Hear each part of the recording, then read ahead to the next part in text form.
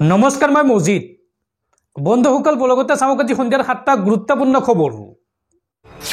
প্ৰথমটো খবৰ, ৰাজ্যত পুনৰ ভূমিকম্পৰ জোকাৰণি। আজি পুৱা 11:07 অনুভূত হয় এক ভয়ংকৰ ভূমিকম্পৰ জোকাৰণি।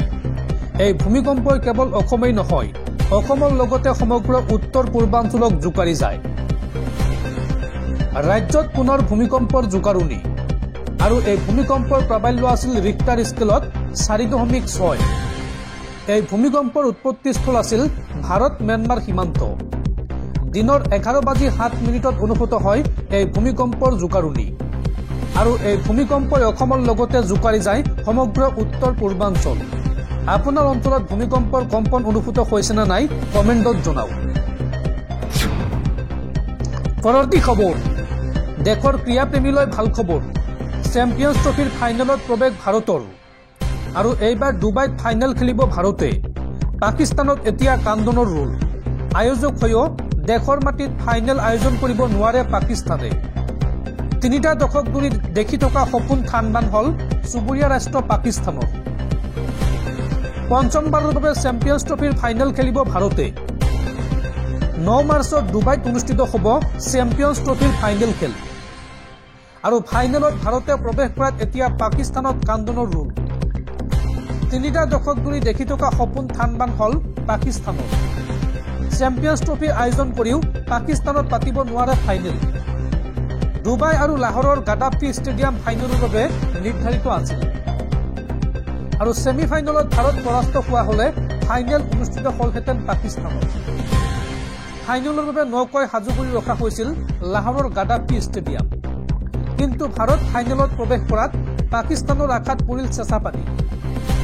উল্লেখযোগ্য যে গ্ৰুপ পৰ্যায়ৰ পৰা পাকিস্তান দলে বিদায় লৈছিল চেম্পিয়ন্ছ ট্ৰফিৰ পৰা আৰু এতিয়া আয়োজক হৈও দেশৰ মাটিত ফাইনেল আয়োজন কৰিব নোৱাৰে পাকিস্তানে।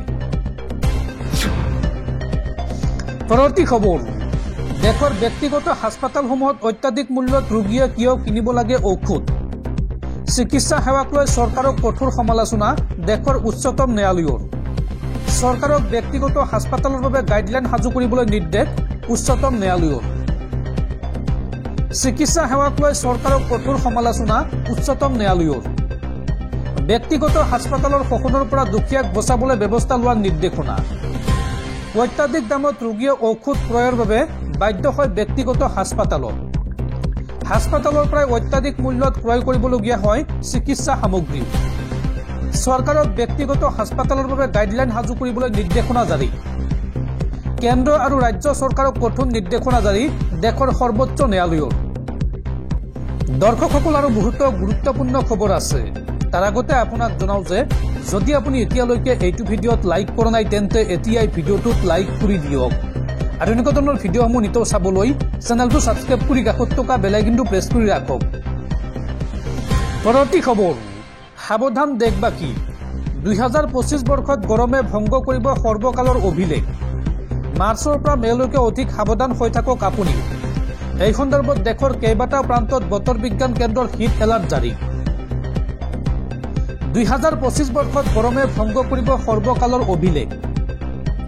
ভাৰতৰ ঠায়ে ঠায়ে জাৰি কৰা হৈছে হিট এলাৰ্ট। মাৰ্চৰ পৰা মেলৈকে অধিক সাৱধান হৈ থকাৰ পৰামৰ্শ বতৰ বিজ্ঞান কেন্দ্ৰৰ। জলবায়ু পৰিৱৰ্তনৰ ফল ভুগিব লাগিব ভাৰতে। মাৰ্চ মাহৰ আৰম্ভণিতে ভাৰতত বহিছে সৰ্বাধিক উষ্ণতাই। দিল্লী, মুম্বাই, কৰ্ণাটক, তেলেংগানা আদিত হিট এলাৰ্ট জাৰি। দেশৰ কেইবাটাও প্ৰান্তত বতৰ বিজ্ঞান কেন্দ্ৰৰ হাই এলাৰ্ট জাৰি আৰু দুপৰীয়াৰ ভাগত বাহিৰলৈ নোলাবলৈ নিৰ্দেশ স্বাস্থ্য বিভাগৰ। স্বাস্থ্যজনিত সমস্যা হলেই চিকিৎসকৰ কাষ চপাৰ পৰামৰ্শ বতৰ বিজ্ঞান কেন্দ্ৰৰ। পৰৱৰ্তী খবৰ, যিকোনো মুহূৰ্তত গ্ৰেপ্তাৰ হ'ব পাৰে অসমৰ প্ৰাক্তন মুখ্যমন্ত্ৰী প্ৰফুল্ল কুমাৰ মহন্তৰ কন্যা প্ৰজ্যোতিতা কাশ্যপ। প্ৰাক্তন মুখ্যমন্ত্ৰী প্ৰফুল্ল কুমাৰ মহন্তৰ কন্যা প্ৰজ্যোতিতা কাশ্যপৰ বিৰুদ্ধে দিছপুৰ আৰক্ষীৰ গোচৰ ৰুজু। উল্লেখযোগ্য যে দুদিন পূৰ্বে প্ৰজ্যোতিতাই প্ৰসাৰ কৰিছিল গাড়ী চালক ৰাজীৱ হুছেইনক আৰু ৰাজীৱ হুছেইনৰ এজাহাৰৰ ভিত্তিত এতিয়া গোচৰ ৰুজু কৰিছে দিছপুৰ আৰক্ষীয়ে আৰু ইতিমধ্যে আৰম্ভ কৰিছে এই গোচৰৰ তদন্ত। পৰৱৰ্তী খবৰ, ৰাজ্যৰ নিবনুৱা যুৱক যুৱতীৰ বাবে ভাল খবৰ। পুনৰ ওলাইছে চাকৰি। শীঘ্ৰেই কৰক আবেদন। আবেদনৰ অন্তিম তাৰিখ 18 মাৰ্চ 2025। ৰাজ্যৰ নিবনুৱা যুৱক যুৱতীসকলৰ বাবে ভাল খবৰ। পুনৰ ওলাইছে চাকৰি, শীঘ্ৰেই কৰক আবেদন। এইবাৰ পশু চিকিৎসা ক্ষেত্ৰ সহায়কৰ পদ মুকলি হৈছে। 445টা পদৰ বিজ্ঞাপন মুকলি কৰা হৈছে। প্ৰাৰ্থীৰ বয়স 21 পৰা 40 বছৰ বয়সৰ ভিতৰত হ'ব লাগিব।